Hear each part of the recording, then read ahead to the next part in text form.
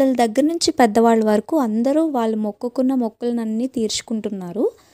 అసలు ఒక్క మనిషి చేత్తోనే లాగలేనంత బరువున్న రథాన్ని శరీరానికి గుచ్చిన ఊసలకి ఒక తాడుని కట్టి ఆ తాడు సహాయంతో ఆ రథాన్ని ఎదురుకు లాగుతున్నారు. అసలు అంత బరువున్న రథాన్ని ఒక మనిషి ఎలా లాగుతున్నాడు అనేది నాకు అక్కడ ఉన్నంతసేపు అస్సలు అర్థం అవ్వలేదు. చాలా ఆశ్చర్యంగా అనిపించింది, చాలా భయం కూడా వేసింది. లాస్ట్ వీడియో కమెంట్స్లో మన సబ్స్క్రైబర్ ఒకరు అడిగారు, ఇలా గుచ్చుకుంటున్నారు కదా బ్లడ్ ఏమీ రాదా అని చెప్పి.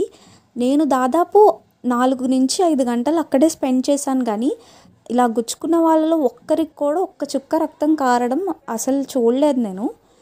దీని వెనకాల సైన్సే దాగుందో దేవుడు మహిమో నాకైతే తెలియదు, కానీ శరీరం అంతా పిన్నులు, శూలాలు, పెద్ద పెద్ద రథాలు లాగుతున్న వాళ్ళు వీళ్ళందరినీ చూశాను, కానీ వీళ్ళకి ఒక్క చుక్క రక్తం కారడం కూడా నేను చూడలేదు. అసలు ఎక్కడ రక్తం కానీ చిల్లుబడ్డం కానీ నేను ఎక్కడ నోటీస్ చేయలేదు. అందరూ మంచిగానే ఉన్నారు, అందరూ బాగానే ఉన్నారు. పెయిన్ కూడా వాళ్ళు ఏమీ ఎక్స్ప్రెస్ చేయట్లేదో లేకపోతే పెయిన్ రావట్లేదో తెలియదు. ఇలా గుచ్చుకున్న వాళ్ళలో కొంతమంది చిన్నపిల్లలు కూడా ఉన్నారు. మీరు వీడియో స్టార్టింగ్లో చూసే ఉంటారు, కానీ వాళ్ళు కూడా నార్మల్గానే ఉన్నారు. ఇంతమంది లాగుతున్నారు కదండి రథాన్ని, ఆ రథం ఏమీ అంత తేలిగ్గా లేదు, చాలా బరువుగా అయితే ఉంది. ఈ ప్రబల తీర్థంలో 5-6 రథాల వరకు లాగారండి. అందులో ఒక రథాన్ని ఇండియన్ ఆర్మీని రిప్రజెంట్ చేస్తూ ఇండియన్ ఆర్మీ థీమ్లో రెడీ చేశారన్నమాట. నాకు అది చూసాక చాలా హ్యాపీ అనిపించింది.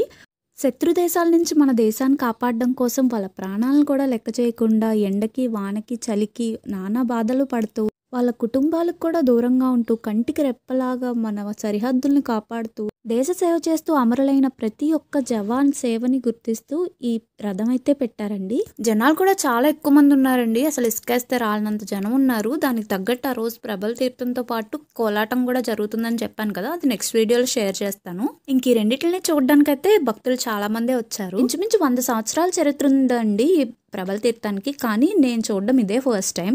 ఇంతవరకు వీడియోలో చూసారు కదండి, ఇదంతా ప్రబల తీర్థం అని శివరాత్రికి ముందు రోజు జరుగుతుంది. శివరాత్రి రోజు అయితే రథోత్సవం జరుగుతుంది.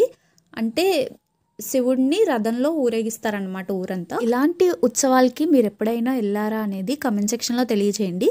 ఒకవేళ ఇంతవరకు వినకపోయినా చూడకపోయినా ఇలాంటి ఉత్సవాలకు వెళ్ళకపోయినా మరేమీ పర్లేదు. దానికోసమే కదా మన యూట్యూబ్ ఛానల్ ఉన్నది. మీకు తెలియని informative and useful content videos రూపంలో పోస్ట్ చేస్తూ ఉంటాను.